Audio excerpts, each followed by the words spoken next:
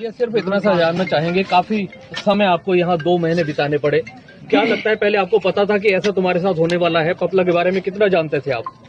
मैं उसको मानसिंह के नाम से जानती थी। मैं उसने एक अलग इमेज मेरे सामने पोर्ट्रेट की थी, जो कम्प्लीटली ऑपोजिट मुझे अभी दिखा है उसके बारे में। अदरवाइज मैं उसके अलावा कुछ नहीं जानती। उसने कहा मैं अनपढ़ हूँ। हाँ, वो पढ़ा लिखा नहीं था, ऐसे कहा था उसने। पढ़ा लिखा नहीं था और दिल्ली में रहता था, ऐसी सब बात बताई।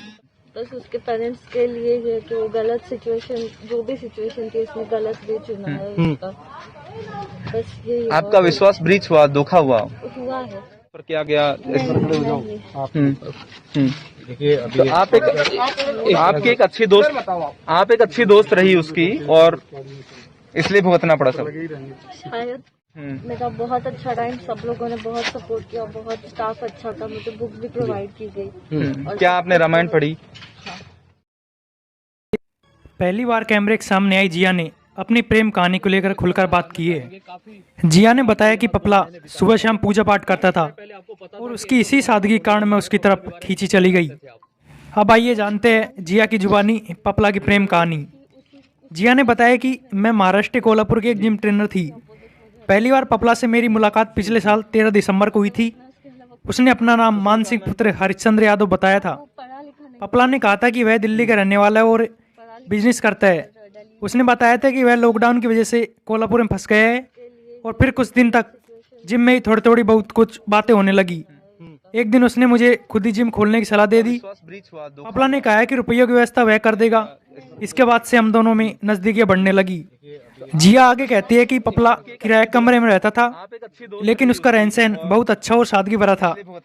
उसने बताया कि वह सिर्फ 5वीं पास है। मैं भी तलाकशुदा थी। मेरी पहली शादी 2014 में भोपाल में एक नॉ फैमिली में हुई थी, लेकिन पति का किसी और लड़की से अफेयर था, इसी वजह से मैंने उसे तलाक दे दिया। इसके बाद कोल्हापुर में मैं एक जिम ट्रेनर बनकर रहने लगी। जिम में मुझे हर महीने करीब 30 से 35 हज़ार रुपये मिल जाते थे। इसके साथ मैं बॉडी बिल्डिंग कंपटीशन की तैयारी भी करती थी। जिया आगे कहती है कि मैं 13 दिसंबर 2020 को पपला से मिली और इसी साल 28 जनवरी को पपला के साथ पकड़ी गई। उसी रात को मैं पपला के किराए के मकान पर थी और रात करीब 12 बजे पुलिस पहुंचती है। जिस कमरे में हम थे उसकी बाहर से कुंडी लगी थी। इसके बाद पुलिस ने दोनों गिरफ्तार कर लिया था। तब तक मुझे नहीं पता था कि यह क्या हो रहा है। उसके बाद पुलिस से पहली बार मुझे पता चला कि पपला एक बड़ा अपराधी है। मैंने पहली बार पपला का यह नाम सुना था। मैं उसे मान के नाम से ही पुकारती थी। उस रात को पपला छत से नहीं कूदा था। उसके पैर में कैसे चोट लगी ये बात मुझे नहीं पता।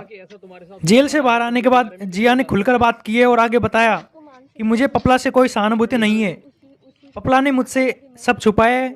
मुझे झूठ बोलना पसंद भी नहीं है। मैंने उसे अपने बारे में सब सच बताया था, लेकिन मुझे पता चला कि उसका पूरा परिवार परेशान है, इसलिए उसके परिवार से मुझे सहानुभूति है। मैंने पपला शादी करने वाली बात नहीं कही। जब उसके वकील मुझसे मिलने आए तो मैंने पपला के हाल के बारे में पूछा जरूर था। उससे शादी को लेकर अभी मैंने कुछ नहीं सोचा है। जिया आगे कहती है कि पपला के साथ पकड़े जाने का मुझे बहुत दुख हुआ। उस समय कोई लेडी पुलिस भी नहीं थी और मुझे डर लग रहा था, लेकिन जेल में आने के बाद मैंने खुद को सहज महसूस किया। जेल में रहते हुए मैंने रामायण भी पढ़ी और कई किताबें भी पढ़कर टाइम पास किया। अपनी फिटनेस पर थोड़ा बहुत ध्यान दिया। वही आपको बता दें कि पपला गुजर की गर्लफ्रेंड जिया बुधवार शाम को अलवर की सेंट्रल जेल से रिहा हुई थी। जेल से बाहर आते जिया फुट फुट कर रोने लगी थी। पिता चांद सिकलागर बेटी को लेने अलवर पहुंचे थे। तो इस तरह से जिया ने अपनी प्रेम कहानी को लेकर अब ये खुलासा की है।